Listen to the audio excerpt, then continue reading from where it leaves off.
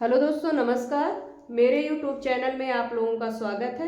चलिए आज हम जो है नया टॉपिक स्टार्ट कर रहे हैं। नए टॉपिक में जो है हम लोगों का है राज्य के कार्य संबंधी सिद्धांत। इसमें प्रमुख रूप से 3 सिद्धांत आते हैं।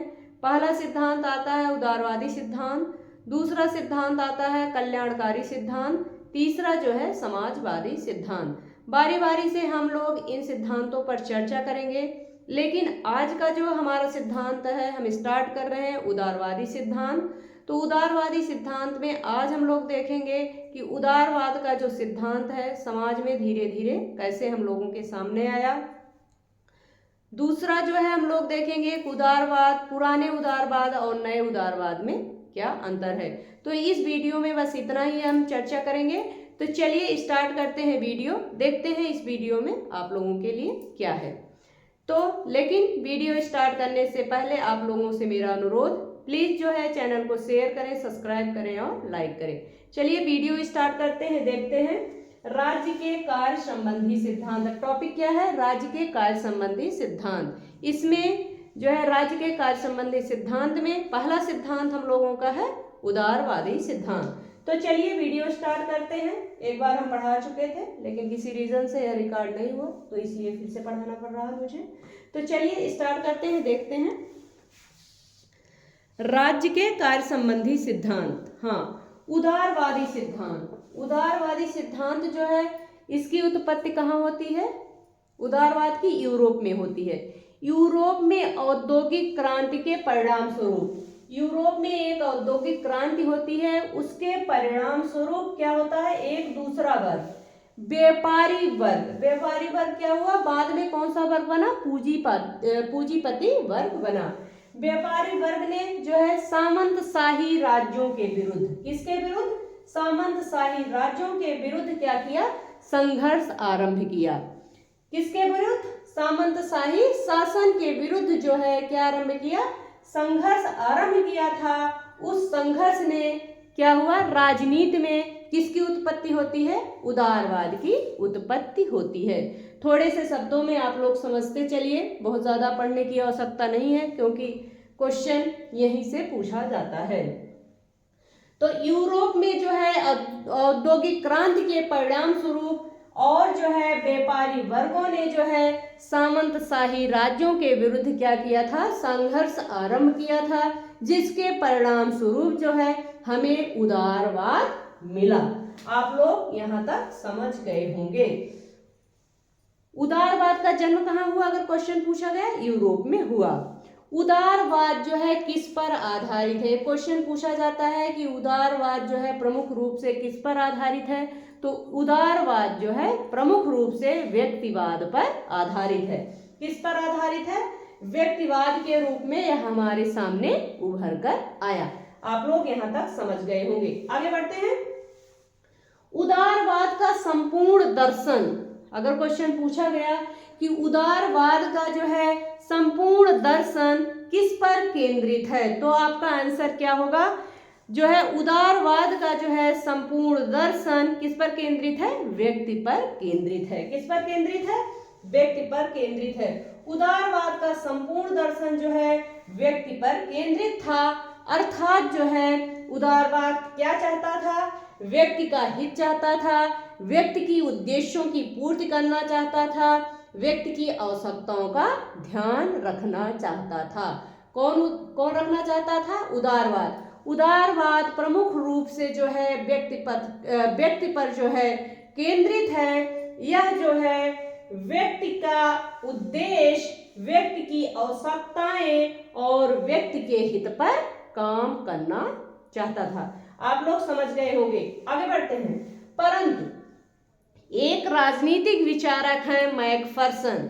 कौन से विचारक? मैकफर्सन महोदय ने कहा कि जो है उदारवाद की जो धारणा है वह जो है सामान्य रूप से संपत्तिशाली व्यक्ति की धारणा थी। किसने कहा?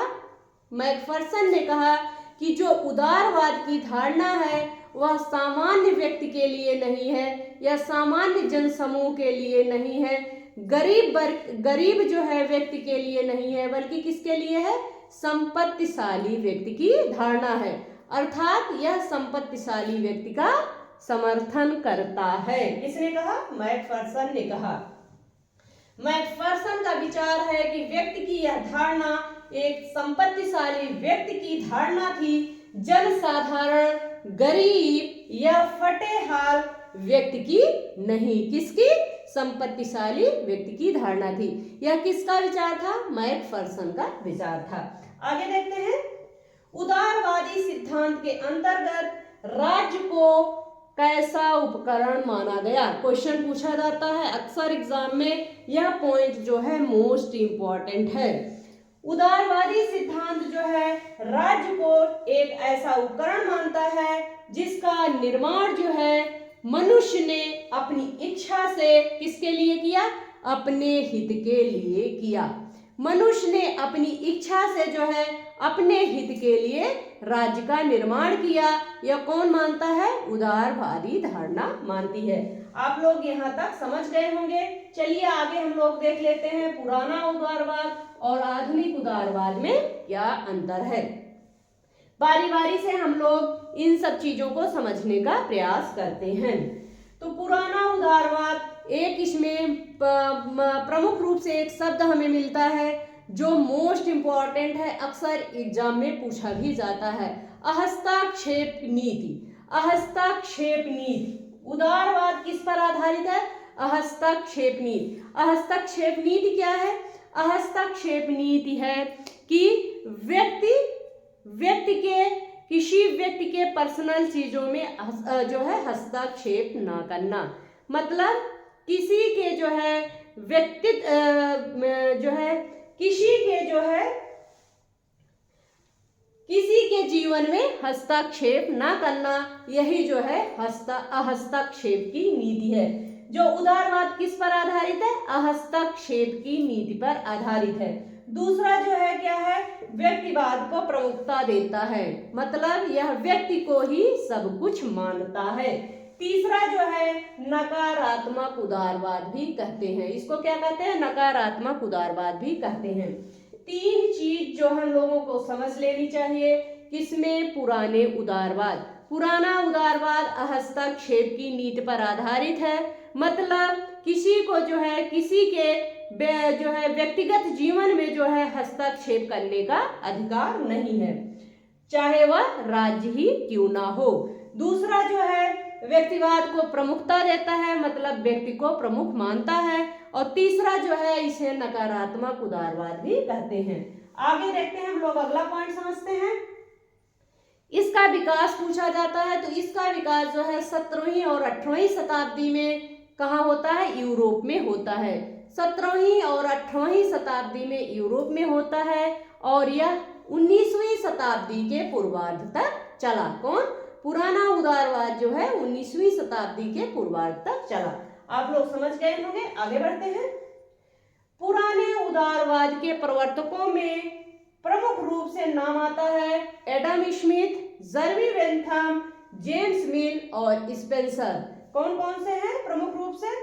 Adam Smith, Jeremy Bentham, JS मिल और स्पेंसर। कौन है? मोस्ट इंपॉर्टेंट है, एक बार फिर से रिपीट कर देती हूँ। Adam Smith, Jeremy Bentham, James मिल और स्पेंसर का नाम इसमें उल्लेखनीय है। आगे बढ़ते हैं, आधुनिक उदारवाद देख लेते हैं। व्यक्ति के कल्याणकारी राज्य, व्यक्ति के कल्याणकारी राज्य की सकारात्मक भूमिका पर बल दिया जाता है। किस पर? व्यक्ति के कल्याणकारी राज्य की सकारात्मक भूमिका पर बल दिया जाता है। इसे सकारात्मक उदारवाद भी कहते हैं। मतलब इसका क्या हुआ कि राज्य जो है व्यक्ति के कल्याण के लिए जो है थोड़ा बहुत हस्तक्षेप कर सकता है, लेकिन पुराने उदारवाद में जो है हस्तक्षेप की नीति पर आधारित है। मतलब राज्य को जो है बिल्कुल हस्तक्षेप करने का अधिकार नहीं है किसके? व्यक्ति के जीवन में। लेकिन कल्याणकारी राज्य में जो है व्यक्ति के जो है कल्याण के लिए जो है राज्य हस्तक्षेप कर सकता है।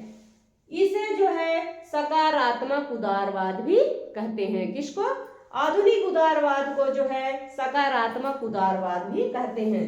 दूसरा देख लेते हैं, इसका समय जो है 19वीं शताब्दी से, कब से, इसका समय जो है 19वीं शताब्दी के उत्तरार्ध से अब तक माना जाता है। कब तक माना जाता है? 19वीं शताब्दी के उत्तरार्ध से अब तक माना जाता है।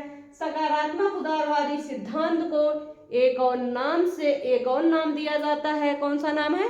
लोक कल्याणकारी राज्य। पहला आता है, नाम मिलता है हमें आधुनिक उदारवाद। दूसरा नाम मिलता है हमें कौन सा? सकारात्मक उदारवाद। तीसरा जो हमें नाम इसका मिला, लोक कल्याणकारी राज्य के नाम से भी आधुनिक उदारवाद जाना जाता है। चलिए इसके प्रवर्तक देखते हैं, जो मोस्ट इंपॉर्टेंट है, अक्सर एग्जाम में पूछा जाता है। तो आधुनिक उदारवाद के प्रवर्तकों में प्रमुख नाम है J S. Mill, J S. Mill, T H. Green, J S. Mill, T H. Green, MacIver और Laski. J S. Mill, T H. Green, Laski और मैकाइवर। पुराने उदारवाद के प्रवर्तकों में नाम आता है Adam Smith, Jeremy Bentham, J S. Mill और स्पेंसर। आधुनिक उदारवाद के प्रवर्तकों में नाम आता है J S. Mill, T H. Green, Laski और मैकाइवर। शायद आप लोग समझ गए होंगे। इसके आगे हम लोग कल पढ़ेंगे। धन्यवाद।